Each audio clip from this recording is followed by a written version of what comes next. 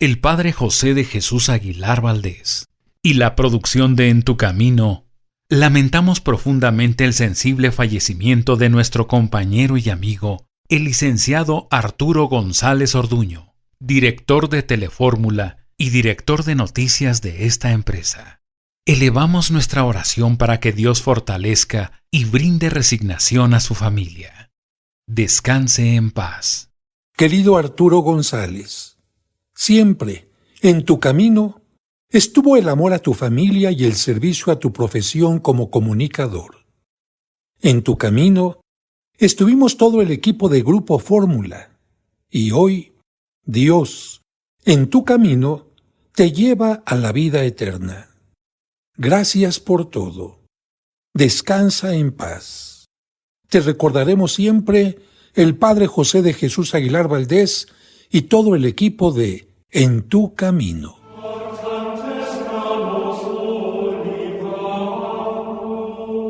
¿Qué tal, amigos, amigas? Muy buenas tardes. Hoy tenemos un programa especial porque nos encontramos en los días más especiales de la Semana Santa. Por eso hoy no tenemos una reflexión al principio, sino todo este programa va a ser una gran reflexión para que descubras todo aquello que siempre quisiste saber acerca del Jueves Santo y que a lo mejor nadie te pudo explicar, o si te explicaron, pues no entendiste. Y creo que es importante entender todos los detalles de lo que como católicos o como cristianos estamos viviendo en estos días de la Semana Mayor. Habrá que recordar en primer lugar, querido amigo o amiga que nos escuchas, que este programa En tu Camino trata de mezclar durante todo el año momentos de humor, momentos de conocimiento, momentos de reflexión, momentos de psicología, pero particularmente hoy creo que bien lo mereces tú, un momento de mayor reflexión sobre estos temas que recuerda la Iglesia en estos días. Habrá que recordar en primer lugar que todo está en torno a la figura de Jesucristo. Para los católicos, Cristo es aquel ser, aquel Mesías, aquel prometido que viene a cumplir todas las profecías del Antiguo Testamento. En él se cumple todo lo que Dios había prometido a el pueblo de Israel y a lo que ahora conocemos como la Iglesia. Jesucristo, a lo largo de su vida pública, y le llamamos vida pública a los últimos 3 años de la vida de Jesús, cuando comienza a predicar, a hacer milagros, hasta el momento final de su vida, Jesús, a lo largo de su vida pública, continuó con una tradición que había iniciado desde pequeño. Los judíos acudían al templo de Jerusalén, a la ciudad de Jerusalén cada año para celebrar la Pascua judía. Y esto es lo que recordamos precisamente el Domingo de Ramos pasado. El lunes, martes y miércoles de la Semana Santa pues no hubo nada en particular, hasta el jueves en que Jesucristo cita a sus apóstoles a una casa y tú te preguntarás, oiga padre, ¿y de quién es esa casa? Bueno, una pregunta muy interesante. Jesús lo cita en una casa que ha pedido prestada, porque acuérdate que Jesús no vivía en Jerusalén. Jesucristo cada año iba a Jerusalén para cumplir con el rito que obligaba a los judíos celebrar la Pascua en Jerusalén, pero Jesucristo no tiene ninguna propiedad en aquel lugar. Sin embargo, tiene a muchos amigos que le siguen, muchos discípulos, y alguno de ellos le presta, nos dice así el Evangelio, una habitación grande en un primer piso, no en una planta baja, sino en un primer piso, y a esa habitación se le llama en la Sagrada Escritura el cenáculo, es decir, el lugar de la última cena. Así que Jesucristo va a citar a sus apóstoles. Si tú me dices, ¿a qué hora? Yo te diría, bueno, ¿a qué hora cenas tú? ¿Cenas a las 10 de la mañana? No creo. ¿Cenas a mediodía? No creo. Entonces, si es una cena, seguramente es a partir de que el sol empieza a ocultarse, mejor dicho, y a oscurecer el ambiente. Efectivamente. Jesucristo cita a sus apóstoles, pero a los apóstoles les extraña algo. ¿Qué es lo que les extraña a los apóstoles? Que todos los judíos se reunían a celebrar la cena de la Pascua, fíjate bien qué día, el viernes. Y Jesucristo los ha citado el jueves, así que ya desde ahí dicen, ¿Estará bien Jesucristo? ¿No estará confundido? Oye, Jesucristo, la cena de la Pascua es mañana viernes y nos estás citando tú el jueves. Oye, Jesucristo, es que todos los judíos en Jerusalén nos reunimos para celebrar la cena de la Pascua el viernes. ¿Te acuerdas, Jesucristo, que nos reunimos después de que se ha sacrificado un cordero, que es el que nos vamos a cenar? Oye, Jesucristo, nosotros no hemos sacrificado ningún cordero hoy. La ley judía no nos dice que sacrifiquemos un cordero en jueves. ¿Qué vamos a cenar? Precisamente bajo estas interrogantes, Jesucristo va a ir contestando algo que te digo ahorita en forma muy clara. Jesucristo va a decir: señores, mañana viernes, cuando ustedes estén sacrificando a un cordero para cenarlo por la tarde, van a estar sacrificando al verdadero cordero. De tal manera que Jesucristo les está anunciando que el día de mañana, el viernes, Él va a morir en la cruz por toda la humanidad. Para los discípulos era difícil entender esto, de hecho no sabían realmente que Jesucristo fuera a morir. Jesucristo sí lo sabía bien, y por eso Jesucristo en la última cena decide tomar, fíjate bien, el papel, el lugar del cordero sacrificado, inmolado, con el cual los judíos celebraban cada año la Pascua. Oiga, padre, espéreme tantito, le voy a hacer una pregunta, seguramente me va a decir alguien. ¿Y por qué tenían que comer cordero? ¿Que los judíos no tenían ternera, no tenían res, no tenían chivo, no tenían pollo, no tenían ganso, no tenían cerdo? Sí, por supuesto que donde crecían los judíos había todos estos animales. Algunos estaban prohibidos. Los judíos no podían, por ejemplo, tocar ni siquiera el cerdo, mucho menos comerlo. Pero fíjate que si tú me querías hacer esa pregunta, yo te tendría que decir que el cordero se convirtió en un alimento ritual, es decir, no solamente para llenar el estómago y para saciar el hambre, sino un elemento ritual a partir de Moisés. Porque finalmente, yo te pregunto ahora a ti, a ver si me contestas, ¿qué era la Pascua para los judíos? Ah, padre, ya contestó por ahí alguien de los radioescuchas. La Pascua es el momento en que los judíos salieron de Egipto liberados por la mano poderosa de Dios y el liderazgo de Moisés. Y yo te diría, perfecto, lo has dicho perfectamente. Hacia el año 1200 a.C., el pueblo egipcio había hecho esclavos a los judíos y Dios dijo: no, señores, este es mi pueblo y yo los voy a sacar libremente. Y después de muchas plagas que Dios envió al pueblo egipcio para que el faraón dejara salir a los israelitas, como el faraón tenía el corazón duro, entonces Dios dijo: te voy a tocar donde más te duele. ¿Y sabes qué era lo que más le dolía a la gente en aquel tiempo, querido amigo, amiga que me escuchas? Lo que más le dolía es lo que también te duele a ti hoy: sus hijos. Tú podrás decir, si llega un ladrón a tu casa, llévese las llaves de la casa, llévese la televisión, llévese el coche, pero por favor a mis hijos no los toque. Bueno, el faraón se había cerrado tanto que Dios dice: lo siento mucho, va a morir no solamente un hijo, sino todos los hijos primogénitos, varones que haya en Egipto. ¿Y por qué esto? Porque el hijo varón y el primero de cada familia era el más valioso para los egipcios. Y entonces Moisés le pregunta a Dios: oye, Dios mío, pero también nosotros los israelitas tenemos hijos primogénitos, ¿qué vamos a hacer para que no vaya a tocarlos la muerte? Y Dios le dice: mira, vas a sacrificar un cordero, con la sangre del cordero vas a marcar las puertas de la casa, y donde esté esa sangre de aquel cordero, yo sé que ahí hay alguien que cree en mí, y ahí no pasará el ángel exterminador. Y con aquel cordero, como tú esta noche vas a salir, fíjate bien, confía en mí, te vas a comer ese cordero asado, te lo vas a comer acompañado de agua con vino y listo para salir. Bueno, a partir de ese momento, aquel animal que se sacrifica en cada familia para liberar a los hijos primogénitos de la muerte, aquel animal que va a servir de alimento para que el pueblo pueda pasar por el desierto, es aquel animal a quien se le conoce como el Cordero Pascual.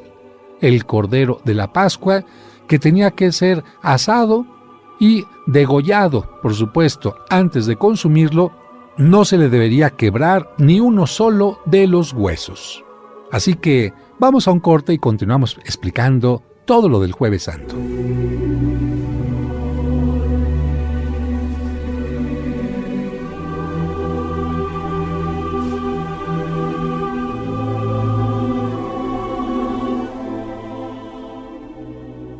En tu camino, un programa para encontrar la meta.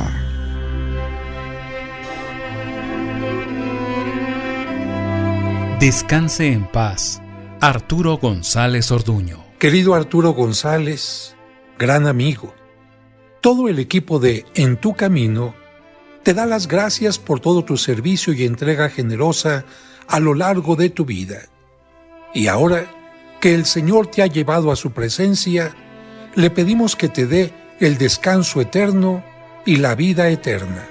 Descansa en paz.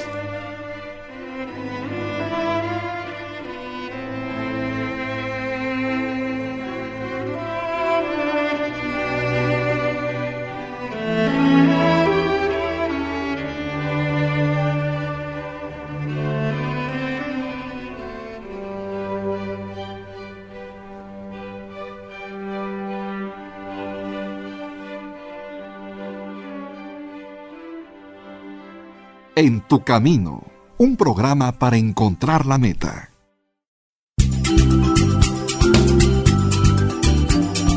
Estás escuchando En tu camino. En tu camino. Con el Padre José de Jesús Aguilar Valdés, la voz amable de la radio.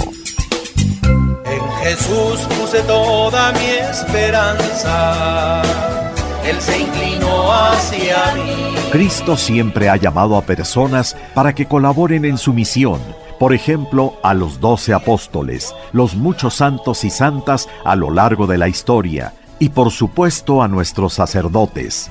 ¿Te sientes llamado a vivir los grandes ideales de Cristo y te gustaría estudiar en el Seminario Conciliar de México? Entonces, comunícate al área de vocaciones al 55 55 73 22 22. Lo repetimos, 55 55 73 22 22. Y sé parte de los constructores del reino de Dios.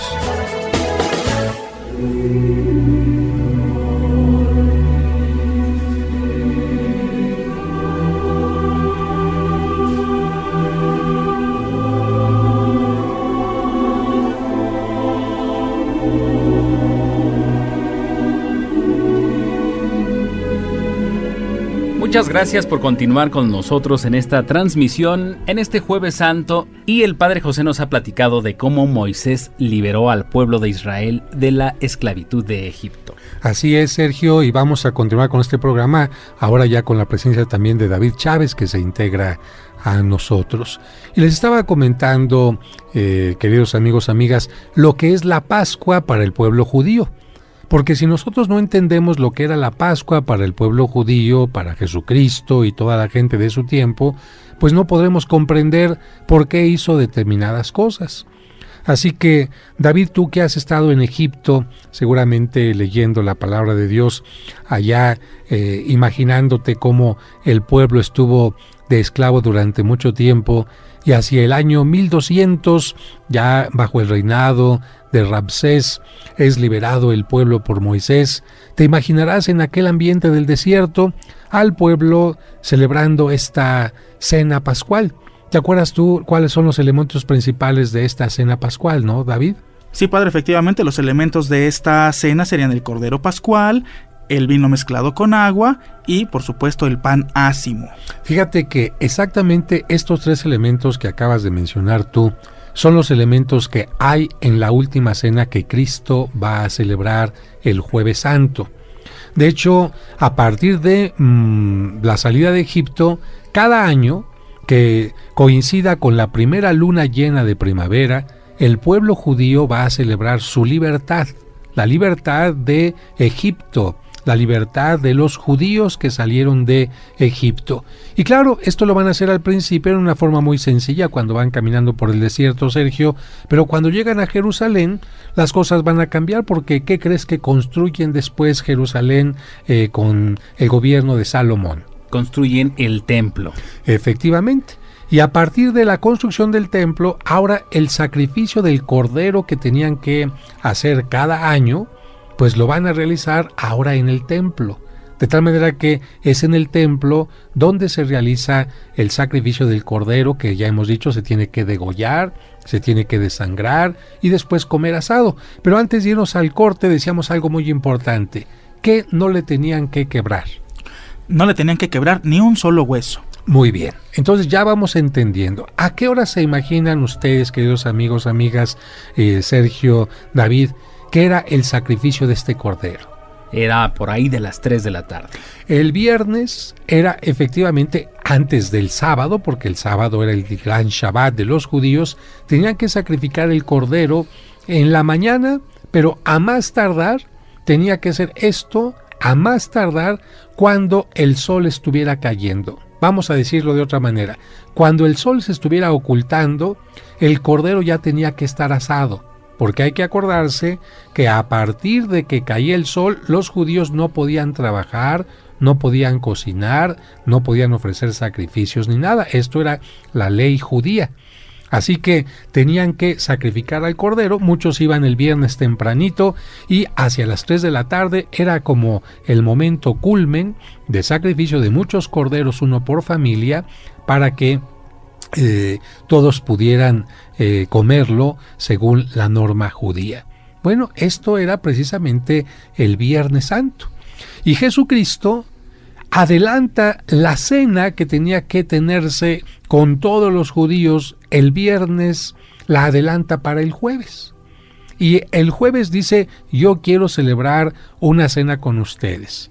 Y consigue un primer piso en una casa prestada, porque Jesús no vive en Jerusalén, y a este lugar donde Jesucristo celebró la última cena. ¿Te acuerdas cómo se le llama, David? Sí, padre, ese lugar se le llama cenáculo. Pongamos mucha atención en esta palabra, porque hoy por la tarde, cuando hagan ustedes la visita de las 7 casas, la primera estación dirá del cenáculo al huerto de los olivos o al huerto de Getsemaní, porque Getsemaní era el dueño del huerto de los olivos. Así que ahí en el cenáculo Jesucristo celebra la última cena y los apóstoles quedan admirados porque dicen, Señor, es que la cena judía es el viernes y aquí con nosotros solamente vemos que tú has preparado pan ácimo, pan sin levadura, como lo dice el ritual judío, y vemos que has preparado también vino con agua, pero ¿dónde está el cordero?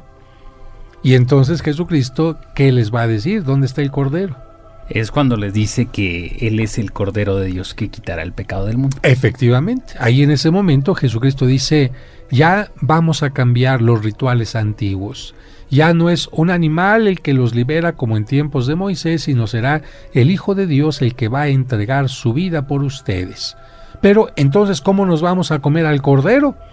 Porque si en la cena tenemos que comernos al cordero en la cena judía, entonces Jesucristo tiene que responderles, ¿cómo nos vamos a comer al cordero? ¿Cómo será, David? Pues por eso es que consagra el pan ácimo y Él se hace presente en ese pan que ahora lo comemos en la hostia. Efectivamente. Entonces Jesucristo dice, como no me pueden comer a mí físicamente, darme de mordidas, lo que voy a hacer es que va a quedarse mi presencia en este pan ácimo y en este vino. Tanto en el pan como en el vino va a estar mi cuerpo y mi sangre, pero para que quede como más lógico ante su vista, la parte líquida representaría más mi sangre y la parte física del pan sería mi cuerpo, pero en ambas partes estoy yo. Y Jesucristo anuncia lo que va a pasar al día siguiente. Al día siguiente, exactamente cuando estén asesinando a los corderos en el templo, hacia las 3 de la tarde, a Jesucristo lo van a estar matando en la cruz como el Cordero verdadero que quita el pecado del mundo. Y algo muy interesante que ustedes recordarán, ¿qué pasa? Y de esto vamos a leer mañana, viernes, la lectura de la Pasión. ¿Qué pasa cuando Jesucristo muere en la cruz? Hay un signo que nos dice, señores, en el templo ya no está Dios. Ahora Dios está en este hombre, Dios que acaba de entregar la vida por ustedes. ¿Qué pasa en el templo? A ver si se acuerdan. Pues lo que pasa en el templo cuando Cristo está muriendo, Padre, yo lo que recuerdo es que se empieza a destruir, empieza a temblar y a destruirse. El templo realmente no se destruye, tendrá que llegar el Imperio Romano años después para destruirlo, pero si algo sucede en el templo, seguramente nuestros amigos, ¿tú no te acuerdas, Sergio, tampoco? No, Padre, bueno, no trato de recordar. Nos dice la Sagrada Escritura que el velo del templo se rasga. Fíjate, el velo del templo. Ahora alguien dirá, bueno, esto no tendría ninguna importancia si no conocemos el significado del velo. El velo marcaba la zona más santa, más sagrada de todo el templo de Jerusalén. Este velo era hecho por las mujeres vírgenes que se dedicaban a el templo antes de casarse. Hay que recordar que las mujeres podían estar en el templo antes de casarse ofreciendo el tiempo de su virginidad. Y este velo era construido o tejido con los colores más hermosos que había en su tiempo, especialmente el púrpura. Y ese templo indicaba el lugar donde Dios estaba habitando. Después de ese velo no podía pasar sino solamente el sumo sacerdote. Entonces, al decirnos que se rasga el velo, se nos está diciendo, señores, aquí Dios ya no está presente. Ahora, si queremos encontrar a Dios, tenemos que encontrarlo en la persona de Jesucristo.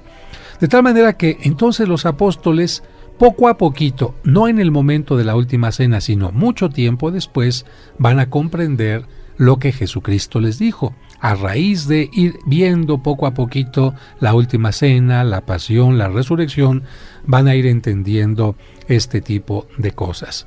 Entonces, regresamos solamente para subrayar. ¿Qué había en la última cena? ¿Recordamos los tres elementos, Sergio? Claro que sí, era el pan ácimo, el vino mezclado con agua y el cordero. El cordero. Y ahora en la misa tenemos nosotros el pan ácimo, que es pan hecho como nuestras hostias. Tenemos vino, que siempre el sacerdote tiene que diluir con agua. Y está Cristo presente como Hijo de Dios y como Cordero de Dios. Por eso antes de la comunión, el sacerdote siempre levanta la hostia consagrada, nos la muestra y dice, este es el Cordero de Dios que quita el pecado del mundo. Y nosotros contestamos con mucha humildad, Señor, yo no soy digno de que vengas a mí, pero una palabra tuya bastará para sanarme. Pues vamos a un corte, Sergio. Así es, Padre José, hacemos una pausa, amigos, no se vayan, estamos transmitiendo para ustedes este programa especial de Jueves Santo en tu camino.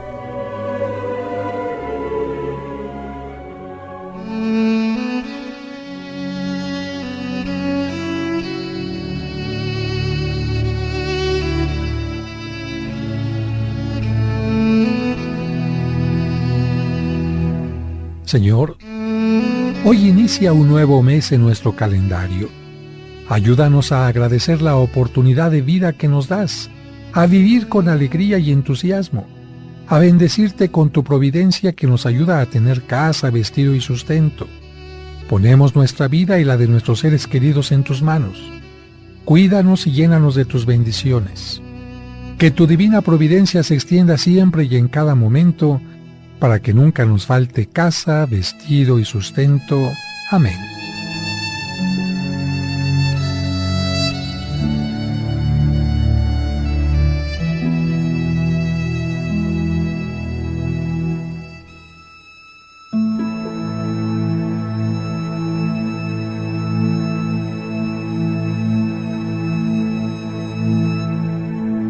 En tu camino. ¿Deseas celebrar unas misas gregorianas por tus difuntos en la parroquia de San Cosme y San Damián?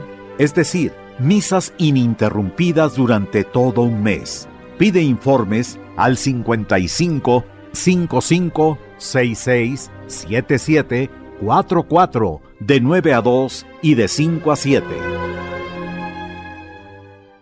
En tu camino, un programa para encontrar la meta. ¿Deseas comprar el extracto de agave Mimex? Informe sobre costos y envíos al 55 55 66 77 44 de 9 de la mañana a 7 de la noche todos los días de la semana. Mimex, Mimex, Mimex, aliméntate con Mimex. Aviso de funcionamiento COFEPRIS número 001319.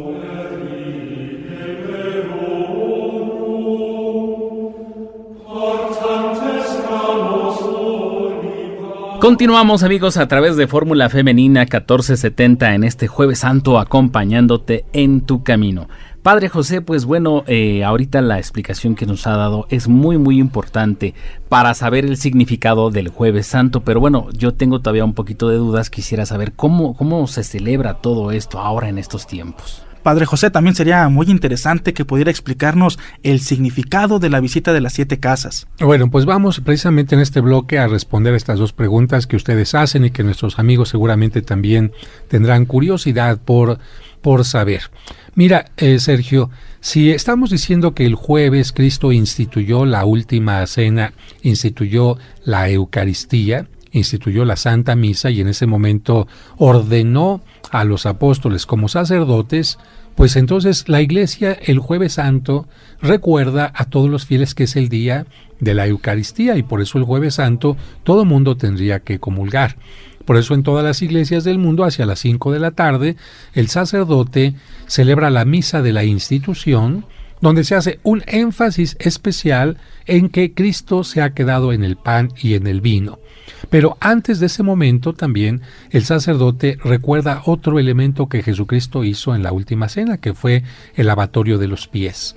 Era costumbre entre la gente de aquel tiempo que el esclavo le lavara los pies a los invitados a una fiesta, a una cena como esta, y en este caso Jesucristo toma el papel del esclavo y después de lavarle los pies, pues de alguna manera les dice: señores, yo he venido al mundo a purificarlos. Y la purificación no será únicamente de los pies, sino de todos los pecados. Por eso esta Eucaristía está aquí como alimento. Los que no pueden comulgar porque son niños pequeñitos o no han hecho la primera comunión o tienen algún pecado que les impide acercarse, pues por lo menos reciben pan bendito. Este pan bendito les recuerda que es el día de la Eucaristía y que ojalá que pronto se acerquen a recibirla como debe de ser. Después de la comunión ya no se tocan las campanas, sino se toca la matraca y se hace una pequeña procesión en el interior o exterior de la iglesia para llevar las hostias consagradas a un lugar que se llama monumento, que se arregla con muchas flores, con muchas velas, incluso con fuentes de agua en algunos lugares, y esos monumentos son los que la gente va a visitar esta tarde del Jueves Santo, de tal manera que con esto terminaría lo que la gente está obligada a asistir, la misa de la institución de la Eucaristía.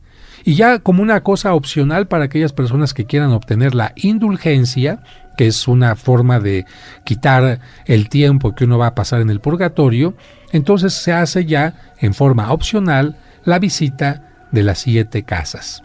Esta visita de las 7 casas no es otra cosa sino un acompañar espiritualmente a Cristo en su camino desde el lugar de la última cena hasta lo que fue el Calvario, y que de acuerdo a lo que nosotros escuchamos en la Sagrada Escritura, pues sabemos que fueron 7 estaciones, ¿no?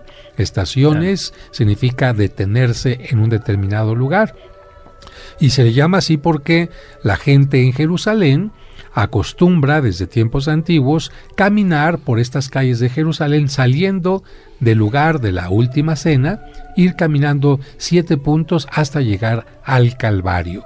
No exactamente el Vía Crucis, sino algo semejante, pero un tanto distinto. Y los que no pueden ir a Jerusalén, pues hacen este caminar simple y sencillamente mentalmente. Para eso visitan 7 iglesias distintas.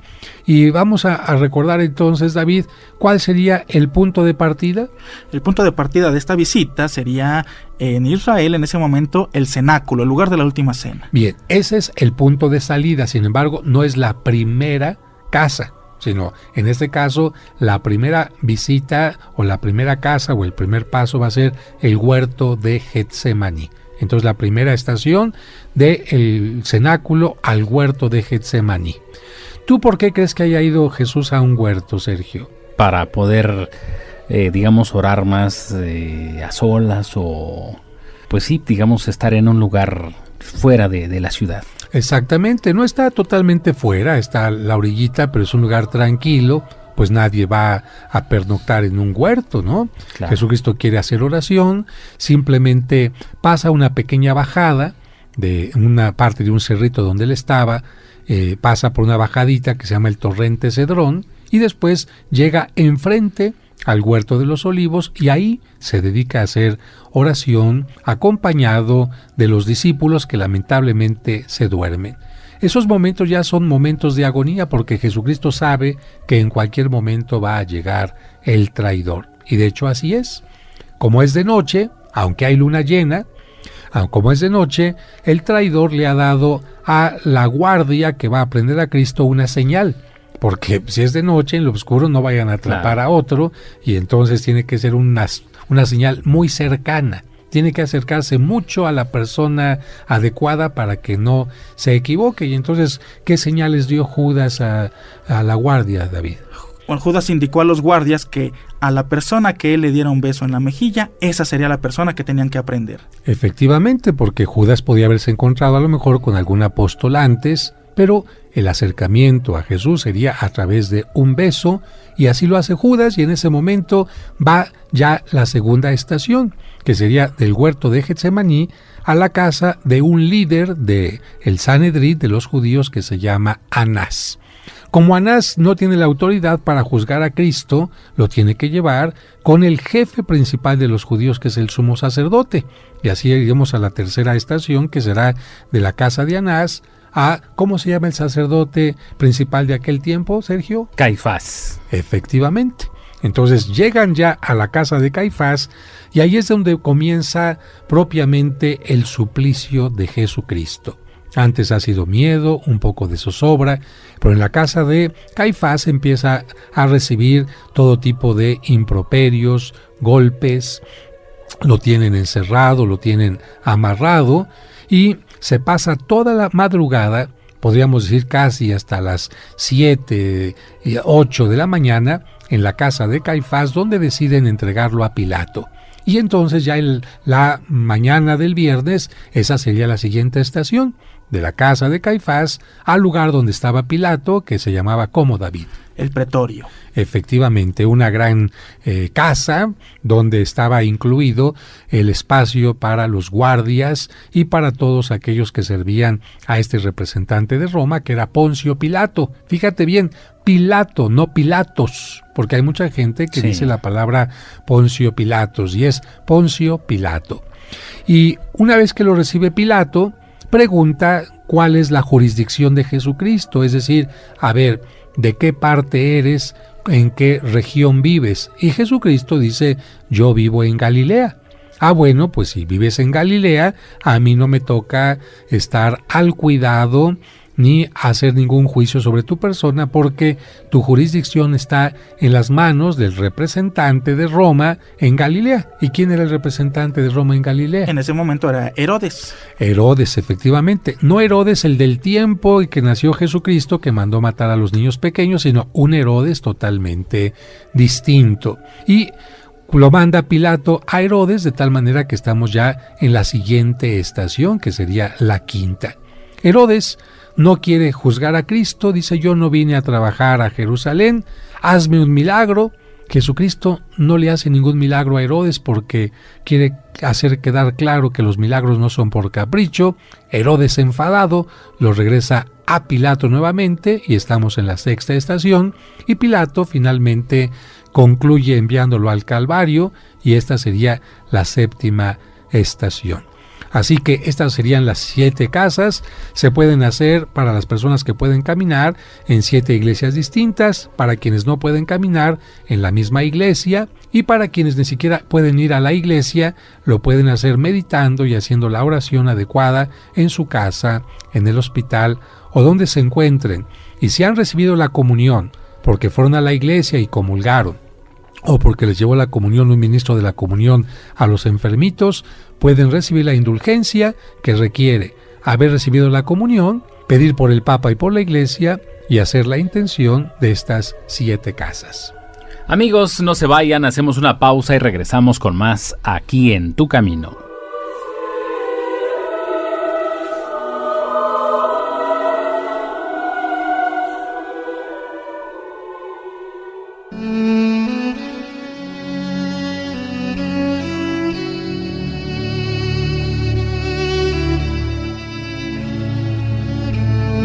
Señor, te damos gracias por habernos dado estos hijos. Es una alegría para nosotros y las preocupaciones, temores y fatigas que nos cuestan las aceptamos con serenidad. Ayúdanos a amarlos sinceramente.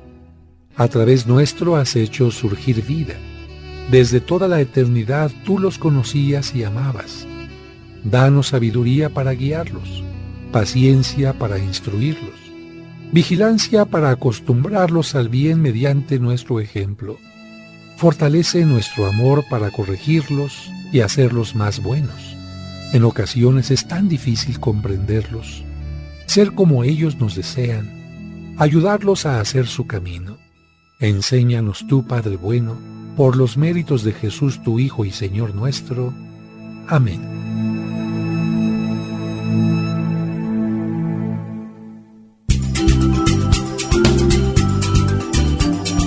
Estás escuchando En Tu Camino. En Tu Camino. Con el Padre José de Jesús Aguilar Valdés. La voz amable de la radio.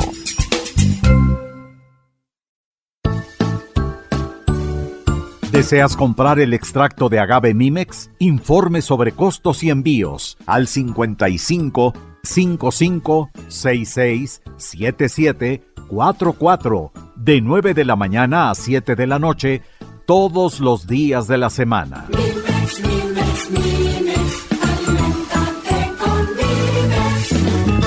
Aviso de funcionamiento COFEPRIS número 001319. En Tu Camino, un programa para encontrar la meta. Amigos, amigas, gracias por continuar con nosotros en este programa especial de Jueves Santo y vamos a continuar preguntándole al Padre José de Jesús Aguilar. Así es, Padre José, yo tengo una pregunta, una duda, y de hecho nos han enviado ya un par de correos donde nos hacen esta pregunta. ¿Cuál es la diferencia entre la visita de las 7 casas, es decir, estas 7 estaciones, y las estaciones del Vía Crucis? Bueno, mira, podríamos decir que serían como las 2 partes que te llevan desde el lugar del cenáculo hasta el Calvario. De hecho, en las 7 casas, la última casa sería del lugar donde está Pilato al Calvario. En cambio, el Vía Crucis está formado por esta última estación. Es decir, en las 7 casas solamente una estación se da entre el lugar donde está Pilato y el Calvario. Y el Vía Crucis, en cambio, son 14 paradas entre la condenación de Pilato y el momento en que Jesucristo muere en la cruz.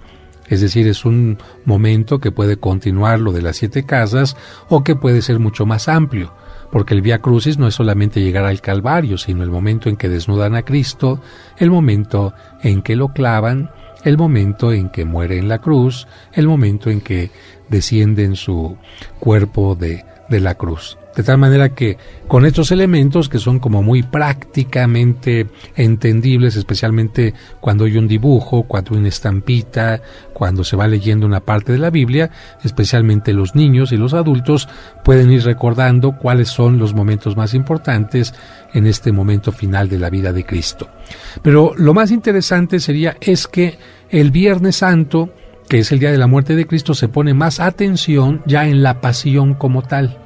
En el Jueves Santo hay que recordar que todavía no estamos totalmente en la pasión. Recordamos este caminar de Jesucristo, pero como que todavía no estamos fijándonos en la parte más cruenta, más dolorosa de su sacrificio. Sería entonces algo así como un preámbulo, Padre, para ya vivir la pasión. Efectivamente. Y bueno, es tan interesante esta parte del preámbulo de la visita de las 7 casas que yo quisiera preguntarle, Padre, ¿cómo y en dónde es que comenzó exactamente?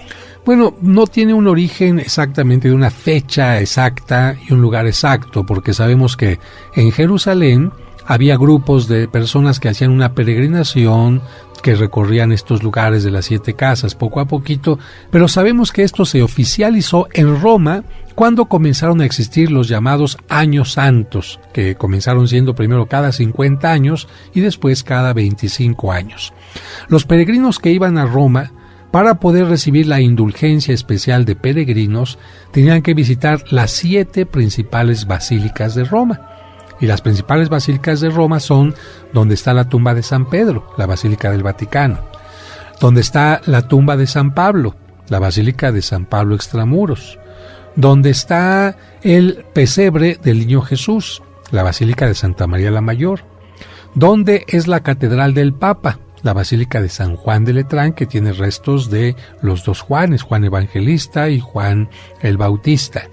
Además tenía que visitar la basílica donde se guarda la Santa Cruz, donde Cristo fue crucificado, la Santa Cruz de Jerusalén.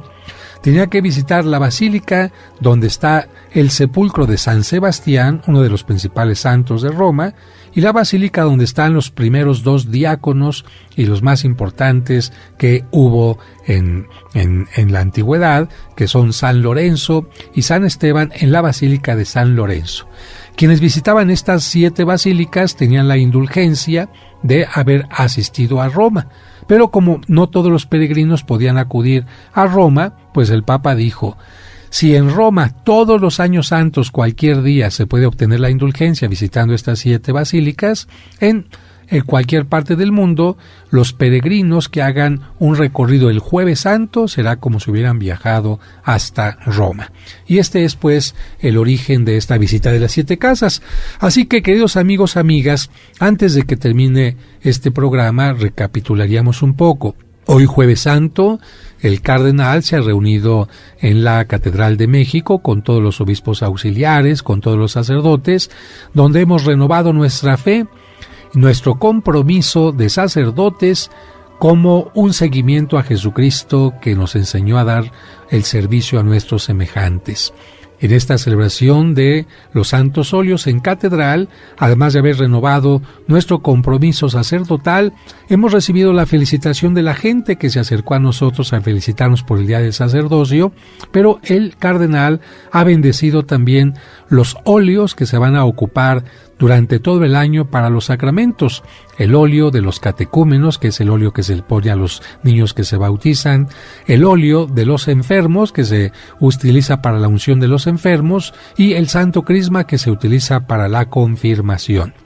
Además de esto, nosotros tenemos que recordar que dentro de unos momentos muchos estarán yendo ya a la celebración de la institución de la Eucaristía, a tomar la Eucaristía, la comunión, y a dar pan bendito a los niños pequeñitos, y quienes así lo puedan hacer también estarán haciendo el recorrido de las 7 casas. Yo les recuerdo que en México, aunque cada lugar tiene sus propios itinerarios, en la Ciudad de México el recorrido más socorrido es el que surge en la iglesia de San Bernardo, en la calle de 20 de noviembre, casi esquina con el Zócalo.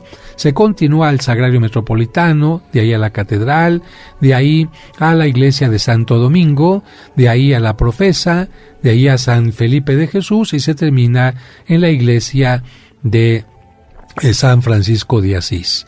Quienes vienen de otro lado pueden comenzar quizás en el lugar del santuario de San Judas Tadeo, después se pasan al templo de San Hipólito, que está frente a la Alameda, luego al templo de la Santa Cruz, que está junto a la Alameda también, después llegan al templo de San Francisco, de enfrente del Sanborns, al templo de San Felipe de Jesús, y terminarían en la Profesa. Y en fin, aquellos que pueden hacer el recorrido en Coyoacán o en Xochimilco tienen sus propios itinerarios, y qué decir de Oaxaca, de Querétaro, de Zacatecas, donde se hacen verdaderos recorridos de fiesta, porque hay que recordar que el Jueves Santo es día de fiesta, día de alegría, y mañana, viernes, sí será un día de ayuno y de abstinencia. También algo que olvidaba mencionar es que el Papa lava los pies a 12 sacerdotes. El obispo de cada lugar generalmente lava los pies a 12 seminaristas y el párroco del lugar, si así lo desea, puede lavar a 12 personas de su comunidad de distintos grupos. Pueden ser hombres, mujeres, jóvenes o niños. Lo importante es el gesto del servicio. No es obligatorio el lavatorio de los pies, pero en algunos lugares se acostumbra a hacer.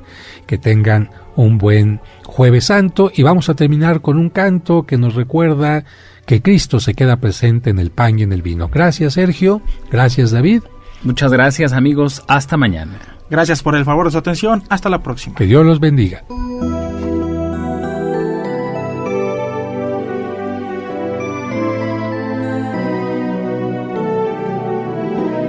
Comiendo del mismo pan, bebiendo del mismo vino, queriendo en el mismo amor, sellamos tu alianza, Cristo. La noche de su pasión, cogió el pan entre sus manos y dijo: tomad, comed, esto es mi cuerpo entregado.